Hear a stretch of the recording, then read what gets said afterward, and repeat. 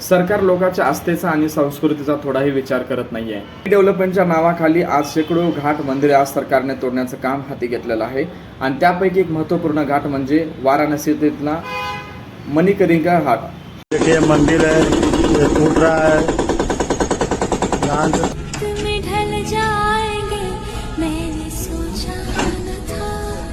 हा तोच घाट आहे जो पुण्यश्लोक अहिल्यादेवी होळकरांनी 17व्या शताब्दीमध्ये हा घाट बांधण्यात आला होता। जो घाट मुघलांनी तोडले होते त्या घाटाचा पुनर्निर्माण हा माता राणी अहिल्यादेवी होळकरांनी केला होता। यावर राज्यातले देशातले स्थानिक सरकार सुद्धा गप्प आहे, हिच्यावर कोणीही बोलायला तयार नाहीये। कारण की महाराष्ट्रातले सरकार तर बिलकुलच बोलायला तयार नाहीत। का महाराष्ट्रातले सरकार बोलते? कारण की राज्यामध्ये स्थानिक स्वराज्याच्या निवडणुका जाहीर झालेल्या आहेत। यावर एकच नेत्याने भाष्य केलेलं आहे, भले त्यांनी प्रचारादरम्यान भाष्य केलेलं आहे, तो म्हणजे कोल्हापूरचा ढाण्यावाग सतेज उर्फ बंटी पाटील यांनी आपल्या काशीमध्ये आता अहिल्याबाई होळकरांनी बांधलेली मंदिरं तोडली जातात। आपण व्हॉट्सअपवर आणि टीव्हीवर या ठिकाणी बघतो।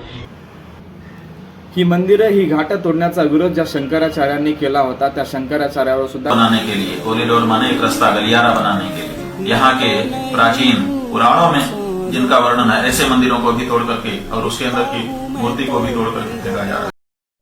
अहिल्यादेवी होळकरांचं शहराला नाव द्यायचं, अहमदनगरचं नाव अहिल्यानगर करायचं आणि दुसऱ्या बाजूला त्यांचा इतिहास पुसण्याचं काम हे सरकार करत आहे। जर तुम्हाला रिडेव्हलपमेंट जर करायचं असेल तर कमीत कमी तुम्ही तिथल्या ज्या स्थानिक मूर्त्या आहेत, जे डेव्हलपमेंटच्या नावाखाली ज्या तुम्ही मूर्त्या तोडल्या, कमीत कमी त्याचा तरी तुम्ही सन्मान करायला हवा होता।